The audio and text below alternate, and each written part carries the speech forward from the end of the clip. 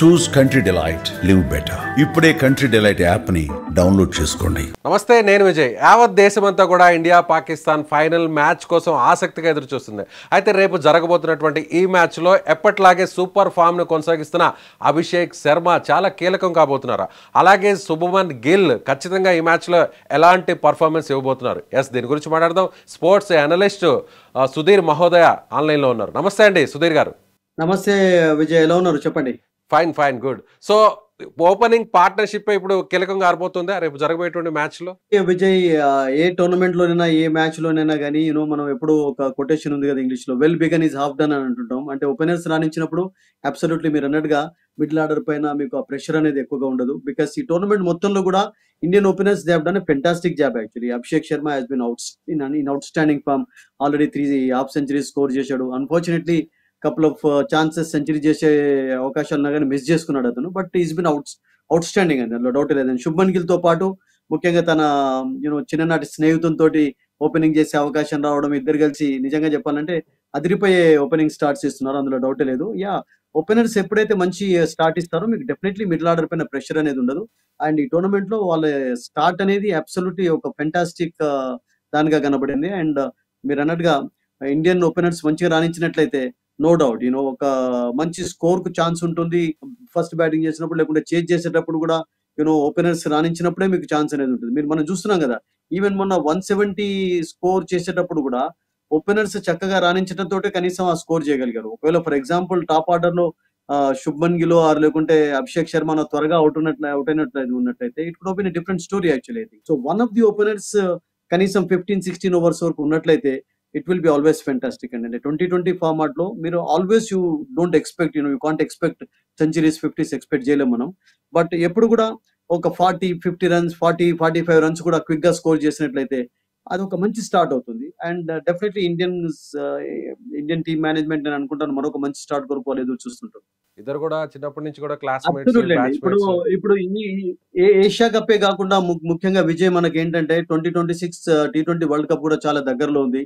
So దాని కొరకు నేను అనుకుంటాను డిఫరెంట్ ఎక్స్పెరిమెంట్స్ చేస్తున్నారు. ఈవెన్ మనం చూసాం కదా కపుల్ ఆఫ్ లీగ్ మ్యాచెస్ లో నేను అనుకుంటాను కొన్ని మార్పులు కూడా చేశారు. ఈవెన్ నిన్న కూడా బుమ్రాకి రెస్ట్ ఇవ్వడం, హర్షిత్ రాణా తీసుకురావడం. Harshdeep of course is been Indian team తోటి ఉంటూనే ఉన్నాడు లాస్ట్ 3-4 ఇయర్స్ లో. అండ్ అతనికి కూడా ఛాన్స్ రావటం లేదు అంటే దుబాయ్ లో ఉన్నటువంటి కండిషన్స్ అసలు యాక్చువల్లీ. ఒకవేళ ఫర్ ఎగ్జాంపుల్ బాల్ మూవ్ అవుతుంది, పేస్ బౌలర్ ఎక్స్ట్రా పేసర్ కావాలి అంటే డెఫినెట్లీ హర్షదీప్ లాంటి ఒక లెఫ్ట్ ఆర్మ్ పేస్ బౌలర్ తీసుకుంటారు, అందులో డౌటే లేదు. సో చాలా మార్పులు చేస్తున్నారు. అంటే ముఖ్యంగా ఓపెనింగ్ స్లాట్ విషయంలో మరి జైస్వాల్ ఆడించానా లేకుంటే శుభ్మన్ గిల్ తోటి కంటిన్యూ చేయాలన్నా T20లో అన్నటువంటి ఒక డౌట్స్ కలిగాయి couple of months ago. But Shubman Gill form అద్భుతంగా ఉండడం తోటి అతన్నే ఆడిస్తున్నారు. And T20 format world cup కూడా నేను అనుకుంటాను మెయిన్ ఓపెనర్స్ గా వీళ్ళిద్దరు ఉండే ఛాన్సే కనబడుతుంది. మీకు జైస్వాల్ కూడా ఏం తక్కువ కాదు.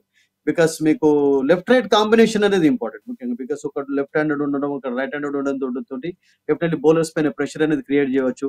సో ఆ ఆప్షన్ లో మీకు అభిషేక్ శర్మ అండ్ శుభ్మన్ గిల్ ఇద్దరు చిన్నప్పటి నుండి కూడా చాలా టోర్నమెంట్స్ లో పార్టిసిపేట్ చేశారు. మంచి పార్ట్నర్షిప్స్ కూడా నమోదు చేశారు కనుక అదొక ప్లస్ పాయింట్ అయిపోయింది. అండ్ ఇద్దరు క్లిక్ అయినట్టుగానే మనం చెప్పుకోవాలి ఈ పర్టికులర్ టోర్నమెంట్ లో. ఇది ఒక experiment and they have clicked అండి, డౌట్ లేదు. సో గురువును కూడా ఇప్పుడు దాటిపోయాడు అనుకోవచ్చా అభిషేక్ శర్మ?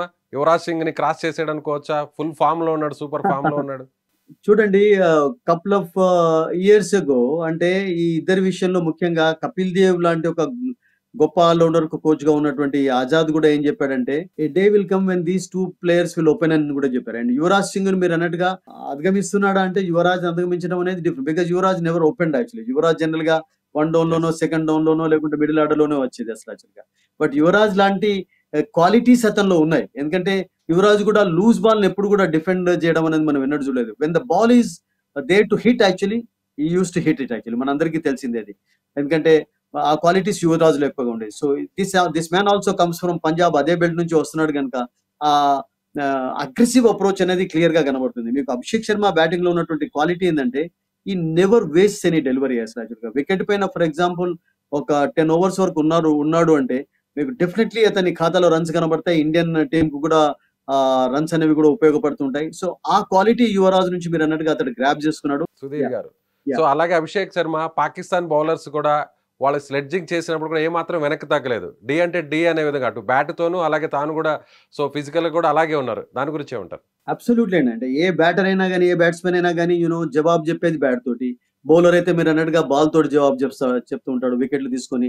అండ్ అతనిలో ఆ క్వాలిటీస్ ఉన్నాయి. అంటే ఇంత ఇంత తక్కువ వయసులోనే మెచ్యూర్డ్ అవుతున్నాడు అంటే ఇట్స్ ఎ గుడ్ థింగ్ అండి యాక్చువల్‌గా. బికాస్ అతడు ఆడినటువంటి టీమే గావచ్చు, లేకుంటే అతనికి కోచింగ్ ఇస్తున్నటువంటి గంభీర్ కూడా చాలా సైలెంట్‌గా ఉంటాడు. మనందరికీ తెలుసు గంభీర్ కూడా ఎక్కువగా మీకు అగ్రెసివ్ అప్రూవ్‌గా కనపడడు అసలు యాక్చువల్‌గా. కూల్‌గా, కామ్‌గా అన్ని బ్యాక్‌లో ఉండి అన్ని మెయింటైన్ చేస్తూ ఉంటాడు. సో, ఆ క్వాలిటీస్ డెవలప్ చేసుకుంటున్నాడు అభిషేక్ శర్మ. అదే చేయాలి కూడా అసలు యాక్చువల్‌గా. బికాస్ బౌలర్ ఏదో అంటున్నాడు, స్లెడ్జింగ్ చేస్తున్నాడని మనం అన్ని పట్టించుకున్నట్లయితే you cannot succeed in life actually. మనం గతంలో కూడా గొప్ప గొప్ప క్రికెటర్స్ అందరూ కూడా సక్సెస్ సాధించారు అంటే ఇవన్నిటిని పక్కకు పెట్టి వాళ్ళ ఆట పైన ఫోకస్ చేయడం అనేది చాలా important. And is doing that మీరన్నట్టుగా విజయ్. రైట్. ఆ క్వాలిటీ అందులో పుష్కలంగా కనబడుతుంది. Yes. Thank you so much. ఇది సుధీర్ మహోదయ చెప్తున్నట్టుగా ఖచ్చితంగా సో రేపు జరగబోతున్నటువంటి ఇండియా పాకిస్తాన్ మ్యాచ్‌లో సూపర్ ఫామ్‌లో ఉన్న అభిషేక్ శర్మ చాలా కీలకంగా బాపుతున్నాడు. దాదాపుగా ఒక 15 ఓవర్స్ వరకు ఒకవేళ ఈ ఓపెనింగ్ భాగస్వామ్యంలో ఎవరో ఒకరున్నా కూడా అటు శుభమన్ గిల్ గాని, అభిషేక్ శర్మ గాని ఇద్దరిలో ఒకరుంటే ఖచ్చితంగా మ్యాచ్ వన్ సైడ్‌గా మారుతుందని ఈయన చెప్తున్నారు. Thank you. మీరేమనుకుంటున్నారు? సో ఖచ్చితంగా మళ్ళీ అభిషేక్ శర్మ తన ఫామ్‌ను కొనసాగించబోతున్నాడా? రేపు జరగబోయే ఇండియా పాకిస్తాన్ ఫైనల్ మ్యాచ్‌లో సెంచరీ కొట్టే అవకాశం ఉందా? మీ అభిప్రాయాన్ని కామెంట్ చేయండి.